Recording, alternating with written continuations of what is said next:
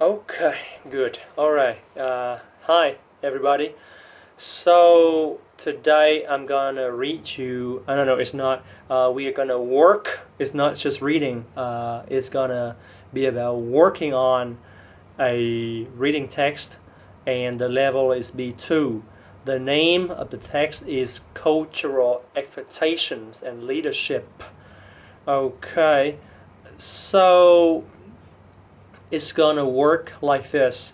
I am going to, help you go through the whole text, and I will try to translate it into Vietnamese for you. So when you read the text, you understand. You first of all, you know how to pronounce the every word, every phrase, every sentence. Okay, the whole text. Second of all, you can understand, again, every word, every sentence, and you can grab the content of this reading text. Okay. So because the level of this text is B2, I will try to speak English as much as possible. Okay. But the translation is going to be in English. In Vietnamese. All right. So, sure. Again, you can just go on Google. You search cultural expectations and leadership, British Council. Yeah, and you see the link, or you can just click on the link below on the description of this video. You will see the link. Okay. And okay, so then you have the link, and you can just download the document in PDF file. It's just available up there. Okay, let's go. Now, before reading, we will have to do the preparation task first. Okay, so we have 8 vocabulary, and they have 8 definitions on the right hand side of you. You will have to try to match the correct vocabulary. The vocabulary with the correct definitions. Okay, so we have one, vague, right? Vague nghĩa là mơ hồ, right? Rồi, two, to carry out a task. Carry out là thực hiện. Yeah, nó bằng với do, đơn giản vậy thôi chứ không có gì hết. Rồi, democratic thì democratic nghĩa là có tính dân chủ, nó là tính từ. Cái từ mà danh từ đó là democracy đó, nền dân chủ đó. Ok. Rồi, for a hierarchy. Hierarchy là sự phân cấp bậc hoặc là hệ thống cấp bậc đó. Ví dụ trong quân đội mình có cái hierarchy thì nó gọi là về cấp cao, cấp thấp gì đó. On a high hierarchy or a low hierarchy. Nói vậy được không nhỉ? Ok, đó thì nó sẽ là như thế. Rồi, 5, to come up with. Come up with nghĩa là đi đến kết luận thì phải dẫn đến hoặc là ok, kiểu như thế. Tí nữa trong cái text mình sẽ hiểu rõ hơn nha. Rồi, resentment. Resent là sự bực bội, thậm chí là sự oán giận, sự phẫn nộ đó. Thì resentment là resent là tính từ, chứ còn resentment là danh từ, thì nó sẽ nghĩa là sự oán giận hoặc là sự bực bội hoặc là sự tức giận gì đó. Ok. Rồi, to be perceived là được xem là đó, được nghĩ đến như là đó. Mình nói cái từ mà perception là quan niệm đó các bạn. Đó, ok. Rồi, thì lưu ý là những gì mà tôi đang đọc thì các bạn nhìn vào cái tài liệu đó sẽ có hết nha. Rồi, 8, to have initiative. Rồi, initiative đầu từ sẽ hay gặp khi mà mình đi làm. Initiative là sự chủ động. Ok. Rồi, bây giờ mình nhìn qua cái phần definitions, nó có 8 cái từ A cho đến H. Rồi, A, to perform or complete a job or activity. Nó nghĩa perform là thể hiện, trình diễn gì đó, thể hiện, hoặc là complete là hoàn tất một cái job, một cái công việc hoặc là một cái hoạt động gì đó, activity, right? Rồi, B, unclear, not specific or definite. Unclear là không rõ ràng, not specific là không cụ thể, definite là hiển nhiên hay là Ok, sorry, mình sẽ phải tra cái từ definite một chút để mình chắc chắn nó là cái gì. Definite là ok, nó cũng là rõ ràng hoặc là không xác định hoặc là không có tính nhất định. Ok. Rồi, tiếp nha. Thì đó, unclear, not specific or definite, và từ đó nó hao hao như nhau một chút xíu. C. A system where members are ranked according to status or authority. A system, một cái hệ thống nơi mà members là nơi mà thành viên are ranked, được ranked là được phân cấp các bạn. According to status, dựa vào cái status. Status là gì nhỉ? Trạng thái hay tình trạng, dựa vào, ở đây có nghĩa là địa vị hoặc thân phận, ok, hoặc là thân thế. Thôi địa vị đi, địa vị. Or authority, authority là quyền hành nha. Ok. D. Based on the idea that everyone is equal, dựa trên cái ý tưởng rằng tất cả mọi người đều equal là bình đẳng. And should be involved in making decisions. Involved là bao hàm các vị, và những người đó thì nên được gọi là involved là gì nhỉ? Involved nên dùng nghĩa theo cho chính xác. Should be involved in, nên được, nên được gọi là kéo vào, nên được gọi là lôi vào, hoặc nên được đưa vào trong cái việc là making decisions. Ok, rồi, D là như vậy. Definition E nè. To think of something such as an idea or plan là hãy để suy nghĩ về một thứ gì đó như là một cái idea là ý tưởng, hoặc là một cái plan là một cái kế hoạch. Ok. Rồi F nè, to be seen or understood in a certain way, được nhìn nhận, to be seen or understood, hay là được hiểu in a certain way là theo một cách cụ thể nào đấy. Certain thường nghĩa là cụ thể. Mình hay có cái từ certainly nghĩa là gì nhỉ? Certainly là dĩ nhiên rồi, right? Ok, good. Rồi G nhé, to have the ability to take action without someone telling you what to do next. Có khả năng mà take action là hành động mà không cần bất kỳ ai nói cho bạn biết là phải làm điều gì tiếp theo. Đó, ý là bạn sẽ biết làm gì tiếp theo, bạn sẽ tự làm chứ không cần phải ai nhắc cả, thì đó là G. Ok. Rồi tiếp tục nha. H nè, dissatisfaction. Rồi mình nói từ satisfied là hài lòng, thỏa mãn gì đó, right? Satisfaction là sự hài lòng. Mình hay có cái gì satisfaction survey là đánh giá sự hài lòng của khách hàng các bạn. Đó, customer satisfaction survey đó. Thì dissatisfaction là tính từ mà danh từ trái nghĩa, thì nó có nghĩa là sự không hài lòng, right? And bad feelings, và những cái cảm xúc tệ from being treated, từ cái việc mà bị đối xử đó, being treated unfairly là một cách không công bằng, right? Unfair là không bất công đó các bạn. Rồi bây giờ cái reading text thì tôi sẽ không nhìn các bạn đọc ở trong này, ý là không đọc lại một lần nữa đâu, tại vì có một cái video về đọc mẫu của cái bài này rồi, thì các bạn sẽ chỉ cần chịu khó là mở cái video ra và mình sẽ đọc lại nếu mình muốn xem lại cái mẫu để đọc nha. Còn ở đây thì tôi sẽ giúp các bạn gọi là dịch lại hết từ đầu cho đến cuối nha. Rồi thì đọc một câu trước nha, sau đó mình sẽ gọi là nói từng cái từ trong câu đó, sau đó các bạn có thể dừng lại một chút xíu cho các bạn dịch, sau đó thì các bạn chạy tiếp video rồi sẽ dịch cho các bạn nguyên câu đó nha. Tức là mình sẽ học theo kiểu như có các tương tác chút xíu, tức là đọc một câu, nhắc lại nha, đọc một câu tôi sẽ cho các bạn hết những cái từ vựng trong câu đó, sau đó tôi sẽ dừng lại chút xíu, giả vờ dừng lại thôi, bạn sẽ phải tự dừng video lại. Sau đó thì bạn thử tự dịch xem, sau đó thì bạn sẽ bấm tiếp cho video đó chạy tiếp, sau đó bạn sẽ thử tôi dịch như thế nào nha. Rồi, reading text, cultural expectations and leadership, right? Gabriella worked for, nó là Gabriella worked for a multinational company as a successful project manager in Brazil and was transferred to manage a team in Sweden.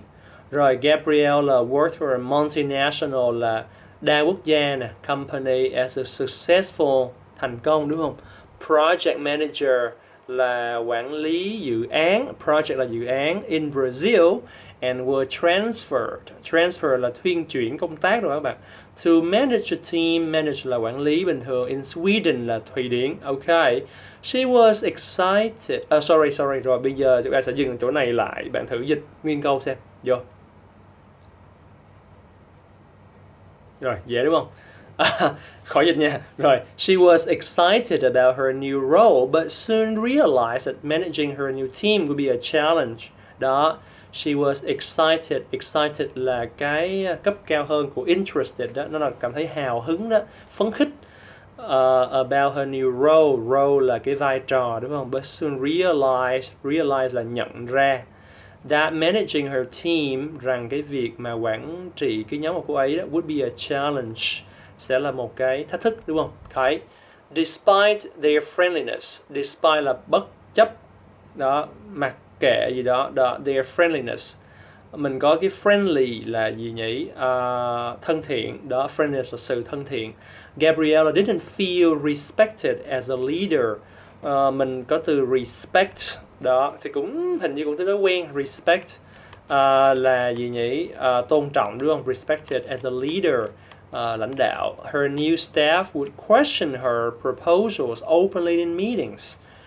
Những nhân viên mới của cô ấy, right, sẽ question, ở đây nó là hỏi, sẽ hỏi cô ấy, sẽ hỏi về những, không phải hỏi cô ấy mà là her proposals, là hỏi về những đề xuất của cô ấy, right, openly, rất là openly là một cách công khai, right, in meetings, trong những cuộc họp. And when she gave them instructions on how to carry out a task, they would often go about it in their own way without checking with her. Đó, và khi cô ấy, right, gave them instructions, đưa cho họ những cái hướng dẫn, instructions, right, on how to carry out a task, về cái việc mà làm thế nào để carry out, thực hiện đúng không? A task, thực hiện một cái nhiệm vụ hả? Okay. They would often go about it in their own way, tức là thường, mình nói từ go about it, tức là thường họ sẽ vẫn thực hiện nó hoặc là xử lý nó, đó, go about in their own way, trong cách riêng của họ, right, without checking with her, mà không có cần phải kiểm tra lại với cô ấy, ý không cần phải check lại với cô ấy, không cần phải xem xét lại với cô ấy, có thể mình nói là như vậy. Rồi tiếp tục. When she announced her decisions on the project, khi mà cô ấy thông báo cái quyết định của cô ấy trên cái dự án á, thì they would continue giving their opinions, họ sẽ vẫn tiếp tục đưa ra, right, give their opinions, những cái ý kiến của họ, as if, từ này quan trọng nha, as if nghĩa là như thể là, đó, it was thì sau as if nó sẽ là một cái gọi là một cái từ ở quá khứ đơn, đó, as if it were still, đó, mình thấy chữ was không? Up for discussion, đó, it was still up, tức là nó vẫn còn đang mở ra để thảo luận đó. Thật ra đó một cái ý kiến, ý của cô này là cái đó nó đã quyết định rồi, nhưng mà họ vẫn thảo luận như thể là nó vẫn đang thảo luận chứ chưa có biết, right? After weeks of frustration là sau hàng tuần lễ của sự frustration là sự tuyệt vọng, sao ghê ta? Ok. Rồi, Gabriella emailed her Swedish manager. Gabriella quyết định là gửi mail cho cái quản lý người Thụy Điển của cô ấy, right, about the issues she was facing with her team, về những vấn đề, right, issues she was facing, face là đối mặt, right, danh từ là cái mặt nhưng mà động từ là đối mặt, right, with her team, với đội của cô ấy. Her manager simply asked her if she felt her team was still performing. Đó, thì quản lý của ấy, simply là đơn giản các bạn, đó, nó là trạng từ của từ simple, right, ask her, đơn giản chỉ hỏi cô ấy rằng, cái chữ if á, ở đây nó phải là nếu nha, nếu mà chữ if nó nằm ở trong một cái câu mà đằng sau nó là chủ vị á, thì nó sẽ có nghĩa là liệu rằng, đó, quản lý cô ấy hỏi cô ấy liệu rằng, đó, cô ấy có cảm thấy là đội của cô ấy vẫn đang performing, was still performing, perform là vẫn đang thể hiện tốt không, đó, thì and what she thought would help her better collaborate with her team members, và cái điều, what ở đây mình là cái điều mà cô ấy nghĩ would help her better collaborate, sẽ giúp cô ấy collaborate là hợp tác, right, better, tốt hơn, với lại những cái thành viên của đội của ấy, đó, with her team members, right. Gabriella found her manager vague. Gabriella đã nhận ra hoặc là đã thấy rằng đó, cái quản lý của ấy thì khá là mập mờ, vague, đó, không rõ ràng. And didn't feel as if, đó, và không cảm thấy như thể là đó, mọi người nói as if he was managing the situation satisfactorily. Và không cảm thấy như thể là anh ấy đang quản trị, đang xử lý cái tình huống đó một cách một cách satisfactorily là một cách hài lòng, gây hài lòng, kiểu như thế.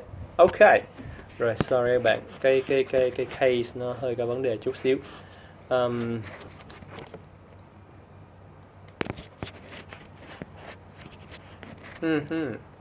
Okay, let's hope it's good for now.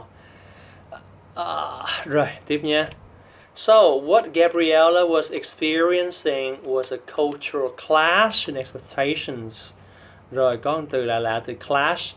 Hồi xưa những cuộc trò game tên là Clash of Clans, đúng không nhỉ? Ok, sự đụng độ đó. Đó, cultural clash là sự đụng độ trong cái expectations. Cultural clash là sự đụng độ về văn hóa trong cái việc, trong sự kỳ vọng, expectations, right? Experiencing là trải nghiệm thôi, right? She was used to a more hierarchical framework. Cô ấy thì đã quen với một cái framework là gì nhỉ? Framework. Sorry các bạn. Sườn, khung, cơ cấu tổ chức. Ok, đó, khuôn khổ. Như vậy là một cái cơ cấu tổ chức về cấp bậc. Đó, hierarchical framework, right? Where, nơi mà the team leader and manager took control, đó, nơi mà lãnh đạo và quản lý thì sẽ kiểm soát, đó, nắm quyền, đó, took control, và đưa ra and gave specific instructions, và đưa ra những cái instruction là hướng dẫn, specific là cụ thể, đó, về việc làm thế nào, on how, right, về cách thức đó mà mọi thứ, things were to be done, mọi thứ sẽ cần phải được hoàn thành như thế nào, right. This more directive management style worked well for her and her team in Brazil. Đó, thì là cái cách thức, cái phong cách quản lý mà more directive là trực diện hơn này, right, đã hoạt động tốt cho cô ấy và cái đội của cô ấy ở Brazil, right, in Brazil, but did not transfer well, nhưng mà không có thực sự là chuyển đổi tốt đối với là to her new team in Sweden, đối với cái đội của cô ấy ở Sweden, right, ở Thụy Điển, who were more used to a flatter hierarchy. Những người mà đã chỗ đây có chữ là were more used to, thường có chữ là be used to, nó nghĩa là quen với các bạn. Đó, còn cái từ mà used to còn verb in á, còn verb mà infinity á, thì verb nguyên mẫu đó thì nó nghĩa là đã từng, right. Còn nếu mà mình thấy có từ to be còn với used có ed nha, đó, cộng với to cộng với verb in thì nó nghĩa là quen với đó. Rồi, thì quay lại nha, who were more used to a flatter hierarchy là những người mà đã quen với một cái hệ thống cấp bậc mà nó phẳng hơn, flatter, right, flat là phẳng, mình biết cái mà flat screen TV đó, TV màn hình phẳng đó. Đâu rồi nhỉ, where decision making was more democratic, đó, nơi mà cái việc mà ra quyết định đó, thì nó mang tính dân chủ hơn, right. When Gabriella took the issue to her Sweden manager, thì khi mà Gabriella đã đưa vấn đề đó đến với lại cái quản lý Thụy Điển của cô ấy đó, thì rather than stepping in with directions about what to do, thì rather than là thay vì nhảy vào, stepping in với lại những cái chỉ dẫn, directions về việc phải làm gì, thì her manager là quản lý của ấy đó thì đã took on the role, đã nhận cái vai trò của coach, là một cái người huấn luyện viên and focused on, và tập trung vào cái việc mà getting her to come up with her own solutions instead, là cái việc mà giúp cho cô ấy này getting her to come up with, để nghĩ ra được cái solutions, là cái giải pháp của cô ấy thay vào đó instead, right? Rồi, tức là khúc này nó hơi khó một xíu tại vì cái cấu trúc nó hơi phức tạp. Tức là nói chung thì khi mà cô ấy đưa vấn đề này đến cái ông mà quản lý người Thụy Điển đó, thì thay vì là nhảy vào để đưa ra hướng dẫn á, thì ông này lại đảm nhận vai trò của huấn luyện viên. Ông sẽ tập trung vào cái việc mà giúp cho cô ấy tự nghĩ ra được cái giải pháp của cô ấy, đó cái solutions, right? Tiếp nhé, Dutch social psychologist Guy Hofstede, social psychologist là nhà tâm lý học xã hội, social, người Hà Lan, right? Tên là Guy Hofstede, chắc là không biết tên này đúng hay không, nhưng mà thôi cứ đọc lùi đi ha. Uses the concept of power distance, sử dụng cái khái niệm về power distance là khoảng cách quyền lực, to describe, để mà miêu tả how power is distributed, cách thức mà quyền lực được phân phối, phân bổ, and how hierarchy is perceived in different cultures, và cách thức mà cái hệ thống phân cấp nó được lên, gọi là gì ta, perceive là được dùng chữ nhỉ, perceive, được tiếp nhận chăng,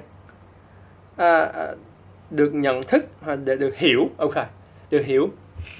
Rồi, trong những nền văn hóa khác nhau, in different cultures, in her previous work environment là trong cái môi trường làm việc trước của ấy, previous là trước, thì Gabriella was used to a high power distant culture. Gabriella đã quen với một cái văn hóa mà có cái khoảng cách quyền lực khá là cao, high là chắc là lớn đó, nơi mà quyền lực, where power and authority are respected, nơi quyền lực và authority là quyền hành, quyền lực và quyền hành được tôn trọng, are respected, and everyone has their rightful place, và mọi người đều có cái vị trí chính xác của họ, rightful place. In such a culture, trong một văn hóa như vậy thì leaders make the big decisions and are often not challenged. Thì những người lãnh đạo á, thì sẽ đưa ra những quyết định lớn và thường sẽ không có bị thách thức, challenged. Mặc dù vậy thì đội người Thụy Điển của cô ấy her Swedish team,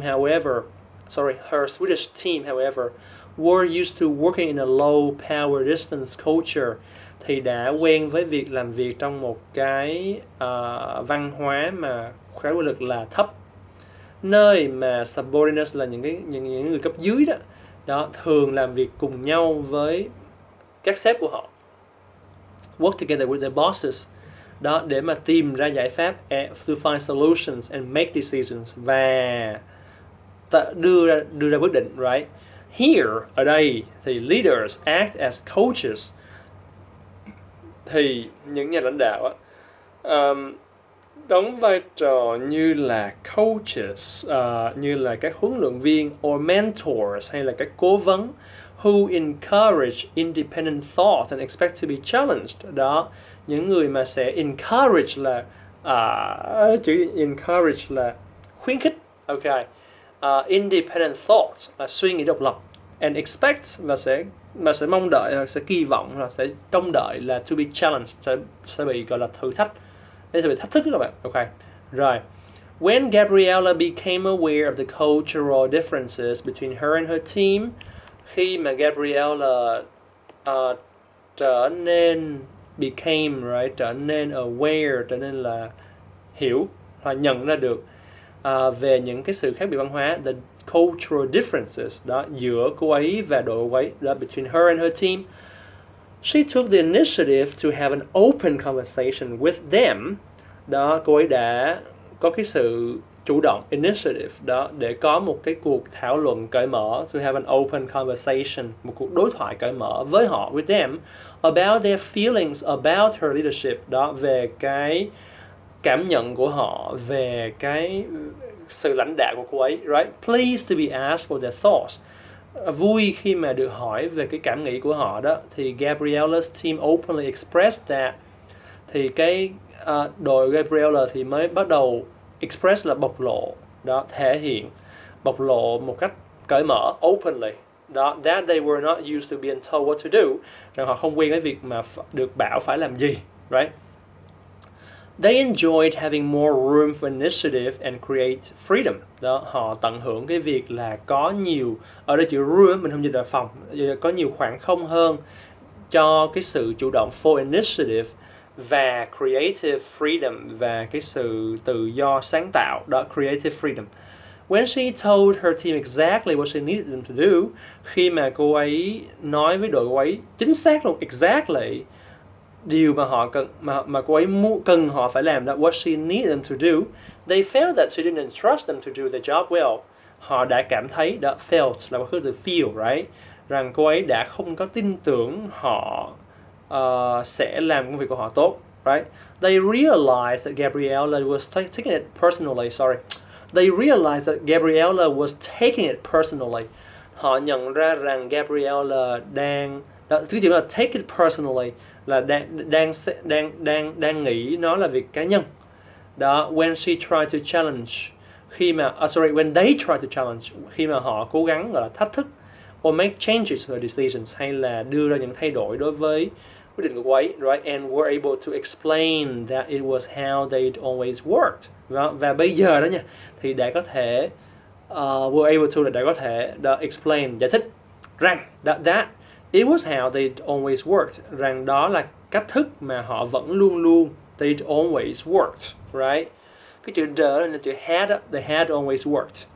Right, with a better understanding of the underlying reasons behind each other's behavior, với một cái hiểu biết tốt hơn về những cái underlying reasons, những cái lý do mà ẩn sau hoặc là nằm sâu dưới, đằng sau với behind là đằng sau, each other's behavior là đằng sau cái cách xử sự, behavior đó của mỗi người, each other. Thì Gabriella and her team were able to adapt their way of working. Gabriella và nhóm cô ấy đã có thể adapt là gì? Adapt là có thể thích nghi được cách thức làm việc của họ, right? Gabriella was then able to make adjustments. Gabriella sau đó thì đã có thể đưa ra những cái thay đổi, điều chỉnh chứ không phải là thay đổi, adjustment là sự điều chỉnh thôi. Đối với cái her management style, đối với cái cách thức quản lý của cô ấy, so as to better fit nè, để có thể, so as to để có thể fit là để có thể phù hợp hơn, tốt hơn, better fit the expectations, cái kỳ vọng của her team, of her team, của nhóm cô ấy, and more effectively motivate her team, và có thể thúc đẩy, motivate đội cô ấy more effectively là hiệu quả hơn, to achieve their goals, đó, để mà achieve là đạt được their goals, đó, ok. Rồi, thì nếu bạn hiểu được cái đoạn văn nó như thế đó, thì bạn hoàn toàn có thể làm được cái bài tập đọc hiểu đó. Mình có task 1 and task 2. Ok, rồi, thì tạm thời là như thế.